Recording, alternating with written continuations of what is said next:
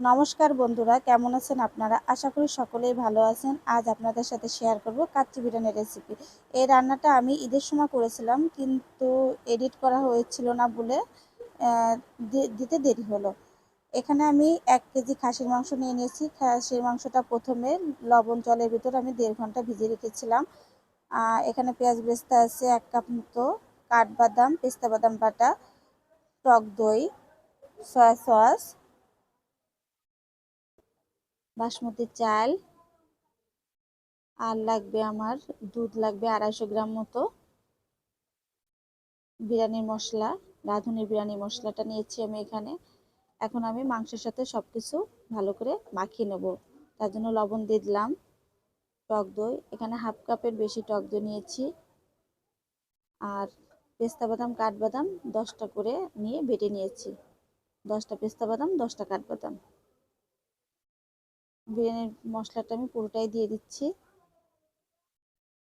Soya sauce, কিশমিশ, পেঁয়াজ বেরেস্তা, চিনি, কিশমিশ, 2 চামচ ঘি, আর 3-4 চামচ মতো সয়াবিন তেল দিয়ে এখন আমি সবকিছু ভালো করে মাখিয়ে 2 ঘন্টা মতো রেখে দেবো। মাখানো হয়ে গেছে, আমি এখন ঢেকে 2 ঘন্টার জন্য রেখে দেবো। এদিকে আমি ভাতটা রান্না করব, তার জন্য হাঁড়িতে জল দিয়ে নিয়েছি। তাতে আমি পুরো প্যাকেটের মশলাটাই দিয়ে দিলাম, লবণ আর 1 চামচ তেল। এখন জল ফুটে ওঠা পর্যন্ত অপেক্ষা করব। আর এদিকে আমি আলুটা ভেজে নিচ্ছি। এখানে আমি আলু একটু বেশি দিয়েছি, কারণ আলুটা সবাই খুব পছন্দ করে।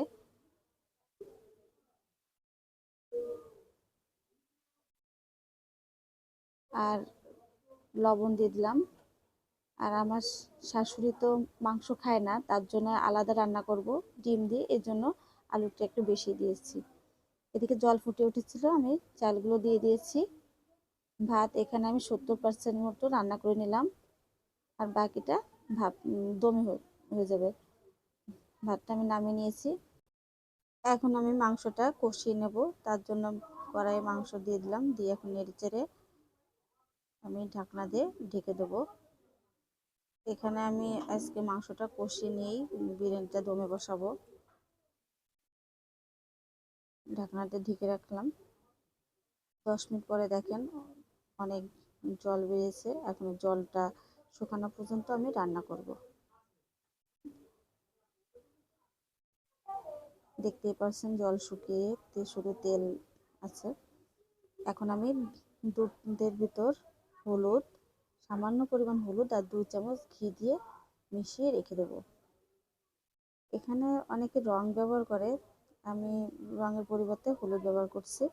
এদিকে আমি যে পাত্রে দমে বসাবো তার ভিতর মাংসটা সাজিয়ে নিয়েছি, সাথে কিছু আলু বোখরা। এবার আলুগুলো সাজিয়ে নিচ্ছি।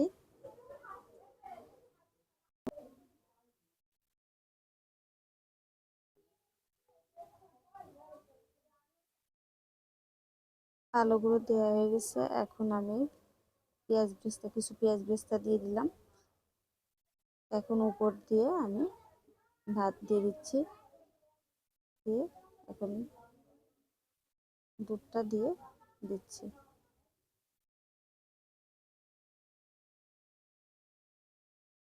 দুধের সাথে হলুদ মিশিয়ে দেওয়াতে একটু কালার আসবে, সেজন্য। এখন উপর দিয়ে কিছু পেঁয়াজ বেরেস্তা দিয়ে দিচ্ছি।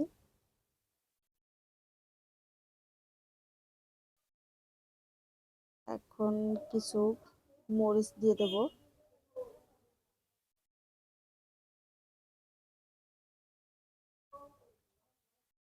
আমি এর আগে যখন রান্না করেছিলাম তখন আমি মাংসটা মাখিয়ে রেখেছিলাম 2 ঘন্টা।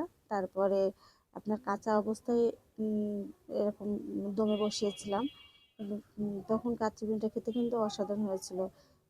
অনুষ্ঠান বাড়িতেও কিন্তু কাচ্চি বিরিয়ানিটা ওইভাবেই রান্না করে। তা আজকে সময় কম ছিল, এর জন্য আমি এইভাবে দমে বসাবো। আগে কিছুক্ষণ কষিয়ে নিয়ে তারপর দমে বসাবো। এবার এখন আমি আটা মাখিয়ে ঢাকনাটা ভালো করে ঢেকে দিচ্ছি যাতে কোনো দিক থেকে যেন কোনো বাতাস না বের হয়।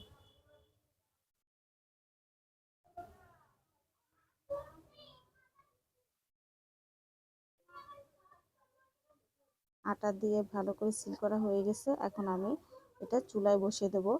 বসিয়ে আমি আমার যেহেতু মাংসটা এখানে সিদ্ধ করা হয়ে গেছে, এজন্য আমি বেশি রাখা লাগবে না, 20 থেকে 30 মিনিট মতো রেখে দিলে আমার বিরিয়ানিটা কমপ্লিট হয়ে যাবে। 20 মিনিট পরে ফিরে আসছি। দেখতেই পাচ্ছেন আমার বিরিয়ানিটা হয়ে গেছে। অনেক সুন্দর হয়েছিল বিরিয়ানিটা।